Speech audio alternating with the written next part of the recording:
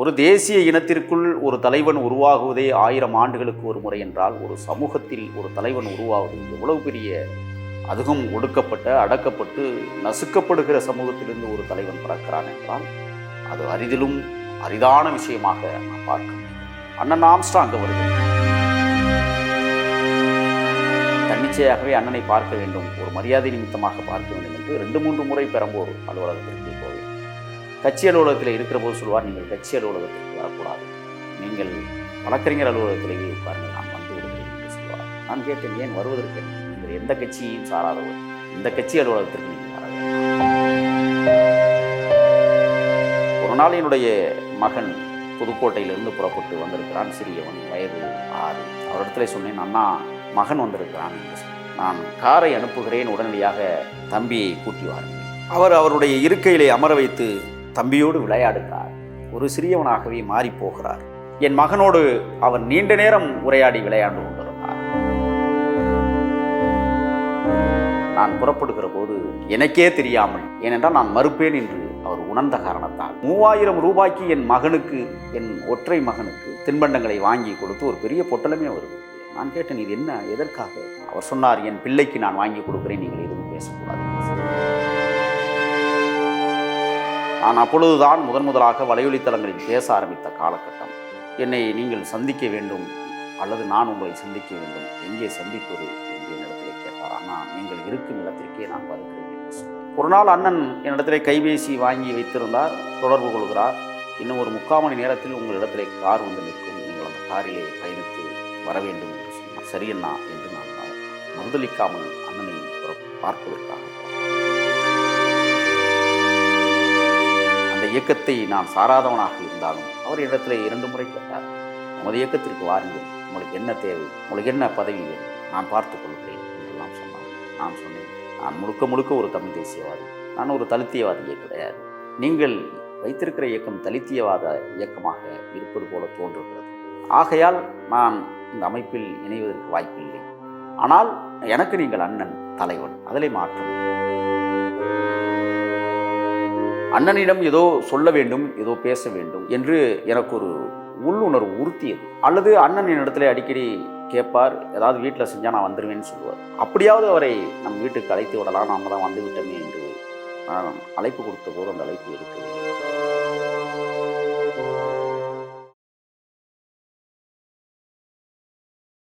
ஐத்தமிழ் நேயர்களுக்கு வணக்கம். இன்றைய நேர்காணலில் நம்முடைய இணைந்திருப்பவர் தமிழ் தேசிய ஆதரவாளர் திரு முகில் அவர்கள். சமீபத்தில் பகுஜன் சமாஜ்வாதியின் கட்சியின் மாநில தலைவர் ஆம்ஸ்ட்ராங் கொலை செய்யப்பட்ட வழக்கில் பல்வேறு தகவல்கள் வெளிவந்து கொண்டிருக்கின்றன. இந்த கொலை தொடர்பாக நம்மிடையே பேசுவதற்காக முகில் அவர்கள் இணைந்திருக்கிறார். அவரிடம் பல்வேறு கேள்விகள் இருக்கிறது, வாருங்கள் அவருடைய கேட்கலாம். வணக்கம். வணக்கம். எப்படி இருக்கீங்க? கேடுகட்ட நாட்டில் வாழ்ந்து கொண்டிருக்கிறேன், எப்படி சிறப்பாக வாழ்வது? சமீபத்தில் பகுஜன் சமாஜ்வாதி கட்சியினுடைய மாநில தலைவர் ஆம்ஸ்ட்ராங் கொலை செய்யப்பட்ட விவகாரம் மிகப்பெரிய அளவில் நாடு முழுக்க அதிர்வலை ஏற்படுத்தியிருக்கு. தேசிய தலைவர் மாயாவதி நேரடியாக சென்னைக்கு வந்துட்டு போயிருக்கிறாங்க. இந்த வழக்கில் சரண்டரான அந்த 8 பேரும் உண்மையான குற்றவாளிகள் இல்லை, உண்மையான குற்றவாளிகளை கண்டுபிடிக்கணும் அப்படின்னு சொல்லி கோரிக்கை விடுத்திருக்கிறாங்க தமிழக அரசுக்கு. இன்னும் ஒரு படி மேலே தமிழ்நாட்டில் சட்டம் ஒழுங்கு சீர்கெட்டு போயிருக்கு அப்படின்ற ஒரு ஸ்டேட்மெண்ட்டை கொடுத்துருக்குறாங்க.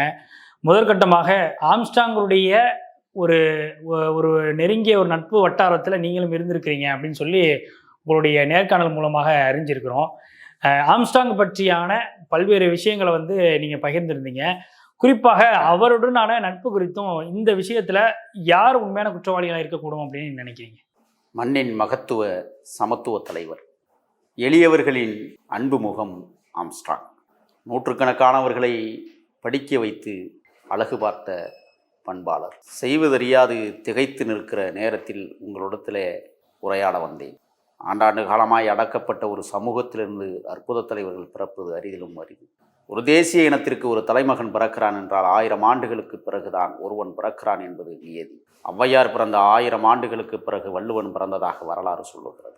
வள்ளுவன் பிறந்த 1000 ஆண்டுகளுக்கு பிறகு எமது ராஜராஜ சோழன் பிறந்தான் என்று வரலாறு கூறுகிறது.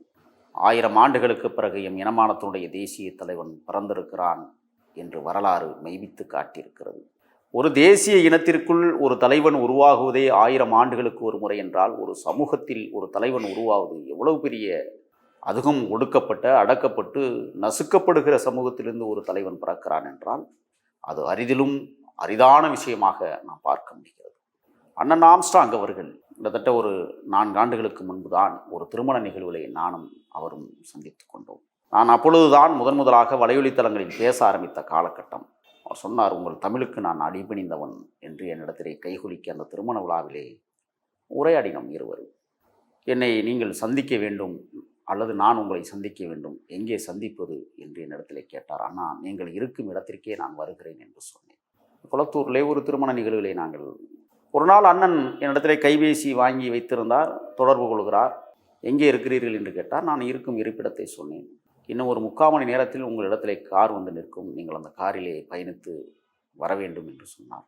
சரியண்ணா என்று நான் மறுதளிக்காமல் அண்ணனை பார்ப்பதற்காக புறப்பட்டேன். பெரம்பூர் அவருடைய வழக்கறிஞர் அலுவலகம், அவருக்கு 2-3 அலுவலகங்கள் இருக்குது. வழக்கறிஞர் அலுவலகம்னு தனியாக இருக்குது, A2Pக்கு மேலே கட்சி அலுவலகம் தனியாக இருக்குது. அவர் மன அமைதிக்காக அங்கே கட்டப்பட்டிருக்கிற புத்தர் திருத்தலம், அங்கே போய் அமைதியாக இருப்பார்.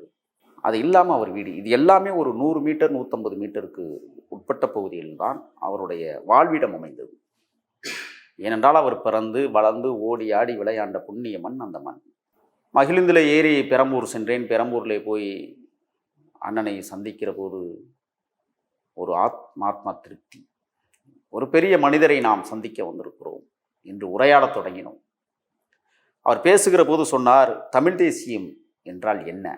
நான் அதை பற்றி தெரிய வாய்ப்பில்லாமல் வளர்ந்து வருகிறேன். அதை பற்றி என்னிடத்தில் நீங்கள் நிறைய பேச வேண்டும் என்று சொன்னார். நான் சொன்னேன், சாதியை ஒழிப்பதற்கு தமிழ் தேசியம் தேவைப்படுகிறது. சாதியற்ற சமூகமாக மாற வேண்டுமானால் தமிழ் தேசியம் தேவைப்படுகிறது. அதைத்தான் தமிழீழத்தில் எம் தேசிய தலைவன் உருவாக்கினார். தமிழ்நாட்டிலும் அது உருவாக்கப்பட வேண்டும் என்றுதான் ஆயுதம் தரித்த போரில் எங்களை நாங்கள் இணைத்து கொண்டோம். பிறகு ஆயுத வழி தற்காலிகமாக ஈழத்தில் எப்படி நிறுத்தப்பட்டதோ அதை போல இந்தியாவிலும் குறிப்பாக தமிழ்நாட்டிலும் நாங்கள் நிறுத்தினோம். இப்பொழுது அறிவாயுத புரட்சியை கையில் எடுத்திருக்கிறோம் அண்ணா என்று நான் சொன்னபோது நான் சொன்னேன், நீங்கள் எந்த பௌத்தத்தை ஏற்றீர்களோ, எந்த சமாதானத்தை ஏற்றீர்களோ, உங்களுக்கு ஆசனாக விளங்கிய அயோத்திதாச பண்டிதர் முதலாக தமிழ் தேசிய அரசியலை முன்னெடுத்து சென்றார். அதுதான் திராவிடம் என்று அவர் பல இடங்களில் பறைசாற்றி பேசியிருக்கிறார். அதற்கு தூண்டுகோலாக ஐயா ரெட்டமலை சீனிவாசனார் இருந்தார் என்றெல்லாம் அவரிடத்திலே நான் பேசுகிற போது, கடைசியாக தமிழ் தேசிய அரசியல் வரலாற்றில் பெருங்கவிக்கோ பெருஞ்சித்திரனார் அவர்கள் இணைந்திருக்கிறார்கள் அண்ணா. ஓய்ந்திரல்ல என் உள்ளமும் உணர்வும் உயிர்ச்செறிவும் என்று இந்த மக்களுக்கு தமிழிலேயே தன்னுடைய புரட்சி கவித்துவத்தை உருவாக்கிய தலைமகன் என்று நாங்கள் பேசத் தொடங்கினோம். தமிழ் தேசியத்தை இதை நான் விரிவாக பேச வேண்டும், நிறைய பேச வேண்டும், இடத்திலே நிறைய நான் கேட்டறிய வேண்டும் என்று என்னிடத்திலே சொன்னார்கள். அதுதான் அவருக்கும் எனக்குமான முதல் உரையாடல் தொடங்கியது. அதற்கு பிறகு கைபேசி வழியாக பல முறை நாங்கள் பேசியிருக்கிறோம். அது மட்டும் இல்லாமல் தன்னிச்சையாகவே அண்ணனை பார்க்க வேண்டும், ஒரு மரியாதை நிமித்தமாக பார்க்க வேண்டும் என்று 2-3 முறை பெரம்பூர் அலுவலகத்திற்கு போவேன். கட்சி அலுவலகத்தில் இருக்கிற போது சொல்வார், நீங்கள் கட்சி அலுவலகத்திற்கு வரக்கூடாது, நீங்கள் வழக்கறிஞர் அலுவலகத்திலேயே உட்காருங்கள், நான் வந்து விடுகிறேன் என்று சொல்வார். நான் கேட்டேன், ஏன் வருவதற்கு என்ன? நீங்கள் எந்த கட்சியையும் சாராதவர், இந்த கட்சி அலுவலகத்திற்கு நீங்கள் வர வேண்டாம் என்று ஒவ்வொரு மனிதனையும் பாகுபடுத்தி பார்க்கிற பண்புமிக்க ஆற்றல் மிக்க அந்த தன்மை. இப்படித்தான் எங்களுடைய உறவு தொடர்ந்து. ஒரு நாள் என்னுடைய மகன் புதுக்கோட்டையிலிருந்து புறப்பட்டு வந்திருக்கிறான், சிறியவன், வயது 6. அவரிடத்துல சொன்னேன், அண்ணா மகன் வந்திருக்கிறான் என்று சொன்னேன். உடனடியாக சொன்னார், எந்த விதமான இதுவும் இல்லாமல் நான் காரை அனுப்புகிறேன், உடனடியாக தம்பியை கூட்டி வாருங்கள், நான் பார்க்க வேண்டும் என்று சொன்னார். நான் உடனடியாக தயாரானோம். நானும் என் பிள்ளையும் தயாராகி அண்ணனை சந்திப்பதற்காக மீண்டும் கார் வருகிறது, நாங்கள் போனோம். அப்பொழுது என்னிடத்திலே அவர் பேசுகிறார், தம்பியை கொஞ்சுகிறார். அவருடைய இருக்கையிலே அமர வைத்து தம்பியோடு விளையாடுகிறார். ஒரு சிறியவனாகவே மாறிப்போகிறார். இதுதான் என் மகனோடு அவர் நீண்ட நேரம் உரையாடி விளையாண்டு கொண்டிருந்தார். பிறகு நிறைய புகைப்படங்கள், என் மகனோடு எடுத்த புகைப்படங்கள் நிறையவே இருக்கிறது. சுமார் 2 மணி நேரம் 3 மணி நேரம் அவரோடு உட்கார்ந்து உரையாடிவிட்டு அரசியல் தளங்களை ஆய்வு செய்துவிட்டு நான் புறப்படுகிற போது எனக்கே தெரியாமல், ஏனென்றால் நான் மறுப்பேன் என்று அவர் உணர்ந்த காரணத்தால், அவர் நான் செல்லுகிற போதெல்லாம் என்னிடத்திலே கேட்பார், சாப்பிட்டீங்களா என்று கேட்க மாட்டார். உடனடியாக அங்கே வந்துவிடும். சாப்பிட வச்சுட்டு தான் மற்ற வேலை பார்ப்பாங்க. கீழேயே A2P இருக்கிறதுனால இன்னும் தின்பண்டங்கள் நிறைய கிடைக்கும். உடனடியாக கீழே போய் வாங்கிட்டு வர சொல்லு. எனக்கே தெரியாமல் 3000 ரூபாய்க்கு என் மகனுக்கு, என் ஒற்றை மகனுக்கு தின்பண்டங்களை வாங்கி கொடுத்து ஒரு பெரிய பொட்டலமே வருது. நான் கேட்டேன், இது என்ன, எதற்காக? அவர் சொன்னார், என் பிள்ளைக்கு நான் வாங்கி கொடுக்குறேன், நீங்கள் எதுவும் பேசக்கூடாது என்று சொன்னார். இந்த பண்புமிக்க தலைவர் 3000 ரூபாய்க்கு அவ்வளவு தின்பண்டங்கள், அவருடைய அசாத்திய அந்த மனப்பக்குவம். நான் எதையும் அறிந்துவிடக்கூடாது என்பதற்காகவே ரகசியமாக அந்த தின்பண்டங்கள் வருகிறது என்றால் அவர் எவ்வளவு ரகசியமாக தன் வாழ்வை அமைத்துக் கொண்டார். இப்படி தொடங்கிய அந்த உறவு. பிறகு அவரே, நான் சொன்னேன், ஆனால் நான் செட்டிநாட்டு பகுதியை சேர்ந்தவன் என்பதால் நம்ம வீட்டிலே நல்லா சமைப்பேன், நான் ஒரு நாள் சாப்பிட வருகிறேன் என்றார். ஞாயிற்றுக்கிழமை அவருக்கு பிடித்த ஒரு மாமிசத்தை எடுத்து நான் சமைத்து வைத்திருந்தேன். அதில் 2 பகுதியாக பிரித்து வைத்திருந்தேன். ஒன்று கிரேவியாக செய்திருந்தேன், இன்னொன்று உப்பு கறியாக செய்திருந்தேன். இரவு 9:45 மணி அளவில். இல்லை, அதை என்ன மாமிசம்னு சொல்ல முடியுமா? இல்லை, அது மாட்டுக்கறி தான். உடனடியாக வீட்டிற்கு வந்தார். தனி ஒருவராக மகிழுந்திரை வந்து வீட்டிற்கு வந்து நான் அதிர்ச்சி அடைந்தேன். அன்னை வருகைக்காக எதிர்பார்த்திருந்தாலும் கூட அவர் என்னிடத்தில் தொடர்பு கொண்டு நான் வந்துவிட்டேன் என்று சொல்லவில்லை. நேராக வந்துட்டார், உள்ளே வந்துட்டார். வீட்டுக்கு கீழே வந்து நின்று, நான் வந்துட்டேன், எத்தனாவது மாடி அப்படின்னு கேட்குறாரு. நான் 2வது மாடின்னு சொல்கிறேன். நான் இறங்கி ஒடியாரேன். ஏன் இறங்கி வந்தீங்க அப்படின்னு சொல்கிறார். மேலே வந்துட்டு சாப்பிட்டுட்டு சுமார் ஒரு 12:45 மணி வரை இரவு சாப்பிட்டு சற்று நேரம் படுத்து, வெறுந்தரையில், நம்ம வீட்டில் நான் பாய் விரித்து படுக்கிற பழக்கம் இல்லை, துண்டு விரித்து படுப்பேன், அவ்வளோதான். தலையணை இருக்கும். உடனே அவர் என்ன செஞ்சார், நான் துண்டை விரிக்கிறேன், அதை விரித்த உடனே அப்படியே படுத்து சற்று நேரம் அப்படியே கண்ணை அயர்ந்து அப்படியே மூடிட்டு ஒரு 12:30 மணி இருக்கும். சரி, நான் கிளம்பட்டுமான்னாரு. ஆனால் தனியாக போக வேண்டாம், விடிஞ்சு போகலாமேன்னு சொன்னேன். அதனால் என்ன இருக்குது, நான் போயிடுறேன் அப்படின்னாரு. என் வீட்டிற்கு வந்த முதல் அனுபவம். அதற்கடுத்து அவர் என்ன சொன்னார்னா, அந்த உப்பு கறி ரொம்ப சிறப்பாக இருக்குது, இது எப்படி செய்றீங்க, ஒரு நாளைக்கு நம்ம வீட்டுக்கு வந்துட்டு செஞ்சு கொடுக்கலாமே அப்படின்னாரு. நான் கண்டிப்பாக வருகிறேன், நிச்சயமாக செஞ்சு தருகிறேன் அப்படின்னு சொல்லி. அப்பொழுதெல்லாம் பழைய வீட்டிலே பெரம்பூரிலே இருந்த காலகட்டம். ஆனால் என்னால் செல்ல இயல முடியவில்லை. சென்றாலும் அந்த ஞாபகம் இல்லை. பிறகு அவர் அந்த வீட்டை காலி செய்துவிட்டு அயனாவரம் வீட்டிற்கு சென்றதற்கு பிறகு ஒரு நாள் அவர் என்னை அழைத்தார். அப்பொழுது அவர் சொன்னார், பௌசன் சேனல்னு ஒன்று நம்ம நடத்துகிறோம், அந்த சேனலுக்கு நீங்களும் பேட்டி கொடுக்கணும் சொன்னார். நிச்சயமாக தருகிறேன் அப்படின்னு சொன்னேன். நம்ம அடுத்த வாரம் அதை வச்சுக்கலாமான்னு கேட்டார். வச்சுக்கோங்க. அப்பொழுதெல்லாம் பௌசன் சமாஜ் கட்சியினுடைய மாநில அளவில் தமிழ்நாட்டிலே தொடர் நடைபயணம் என்கிற ஒரு பிரச்சார பயணத்தை மேற்கொண்ட காலகட்டம். அண்ணா நகர் டவரில் ஒரு நாள் அவர் இருந்திருக்கிறார். ஒரு நடைபயிற்சி செய்து கொண்டிருக்கிற போது எனக்கு அழைப்பு வருது. எங்கே இருக்கிறீங்கன்னு கேட்டேன். நான் கோயம்பேட்டில் அப்போ நின்றுக்கிட்டு இருந்தேன். கோயம்பேட்டில் நிற்கிறேன். உடனடியாக அண்ணா நகர் டவர் வந்துடுங்க. வந்தால் எனக்கு அங்கே போய் பழக்கம் இல்லை. ஒரு சிறிய கேட்டிருந்தால் அந்த கேட்டுக்கு நுழையும் போது ஒருத்தர் தடுத்தார். யார் நீங்கள், எங்கே போகிறீங்க அப்படின்னு கேட்டார். இல்லை, ஒரு விஐபி, நான் அவங்கள பார்க்குறதுக்காக போனேன். யாருன்னு சொல்லுங்கள், சொல்லிட்டு போங்க அப்படின்னாரு. ஆம்ஸ்ட்ராங். உடனே அவர் தடுத்து நிறுத்திட்டு ஃபோன் அடிக்கிறார். அப்போ நான் தான்ப்பா வர சொன்னேன். அதற்கு பிறகு நான் உள்ளே போனேன். அண்ணனோடு 2 சுற்றுக்கள் சுற்றி விட்டு, அரசியல் பேசிக்கொண்டே சுற்றி விட்டு, சரி நம்ம போகலாமா அப்படின்னு நான் கேட்டேன். அவர் யாருன்னு, நம்ம பசங்க தான்.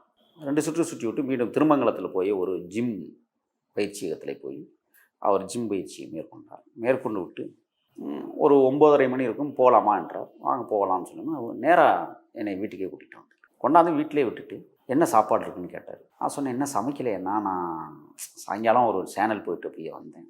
சரி இந்தாங்க காசுண்ணா. எதுக்குண்ணா, எதாவது சமைங்க. ஆனால் மணி ஆயிடுச்சு, எதுவுமே கிடைக்காதே. இருந்தாலும் அந்த நம்ம வீட்டுக்கு கீழேயே அந்த மாட்டுக்கறி கடை, அவருடைய நம்பருக்கு தொடர்பு கொண்டு ஏதாவது மாட்டுக்கறி இருக்கான்னு கேட்டேன். இருக்குண்ணா. உடனடியாக வந்து அப்புறம் வெறுங்கறியாக வாங்கி, உப்பு கறி மட்டும் போதும், சோறெல்லாம் ஆக்க வேண்டாம் எனக்கு. நான் மீண்டும் உப்பு கறியை சாப்பிட்டுட்டு, இப்படியான அந்த உறவுகள் என்னை அவருக்குள் ஈடுபடுத்தி கொண்டது. அந்த இயக்கத்தை நான் சாராதவனாக இருந்தாலும் அவர் இடத்துல 2 முறை கேட்டார், எமது இயக்கத்திற்கு வாருங்கள், உங்களுக்கு என்ன தேவை, உங்களுக்கு என்ன பதவி வேண்டும், நான் பார்த்து கொள்கிறேன் என்றெல்லாம் சொன்னார். நான் சொன்னேன், நான் முழுக்க ஒரு தமிழ் தேசியவாதி, நான் ஒரு தலித்தியவாதியே கிடையாது. நீங்கள் வைத்திருக்கிற இயக்கம் தலித்தியவாத இயக்கமாக இருப்பது போல தோன்றுகிறது. ஆகையால் நான் இந்த அமைப்பில் இணைவதற்கு வாய்ப்பில்லை. ஆனால் எனக்கு நீங்கள் அண்ணன், தலைவன், அதிலே மாற்றம் இல்லை என்று நான் சொன்னேன். இப்படித்தான் எங்களுடைய நட்புகள் தொடர்ந்து கொண்டே வந்தது.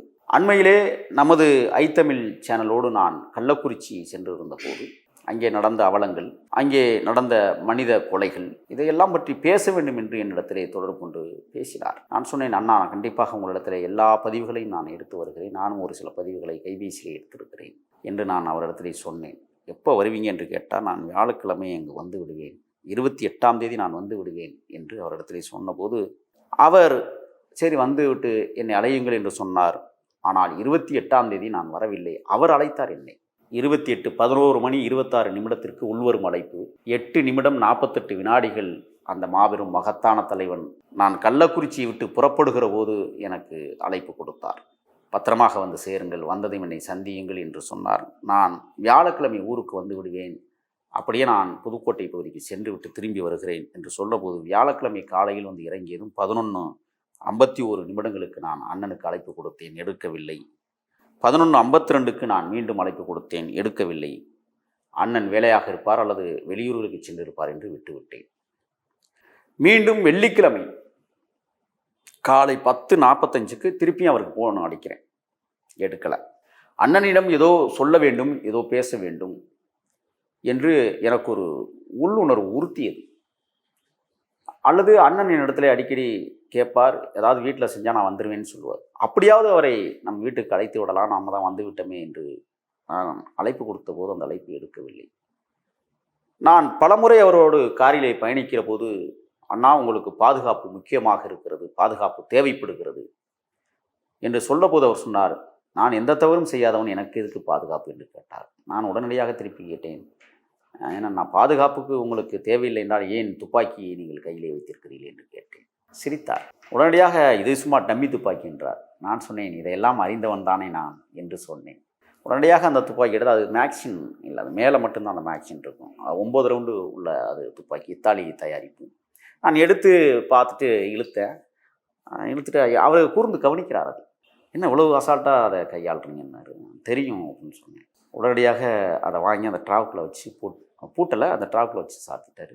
எப்போதுமே அண்ணனுடைய வழக்கம் என்னென்னா, ஏன் இதை நான் பதிவு பண்ணுறேன்னு சொன்னால், அண்ணன் காரை விட்டு இறங்குறது கொஞ்சம் பெருத்த உடம்பாக இருக்கிறதுனால அதை அந்த கைப்பிடியை பிடிச்சிட்டு ஒத்த காலை வெளியில் வச்சு ஜம்ப் பண்ணி தான் இறங்குவார். அவர் வந்து உடற்பயிற்சி செய்யணும். அப்போ இந்த துப்பாக்கியை வந்து சொருவ முடியாது, அவர் உட்கார்ந்துருக்கிறதுனால வெளியில் வந்து தான் அப்படி சட்டையை தூக்கிட்டு உள்ளே வைப்பார். இதைத்தான் கொலையாளிகள் கண்காணித்திருக்கிறார்கள்.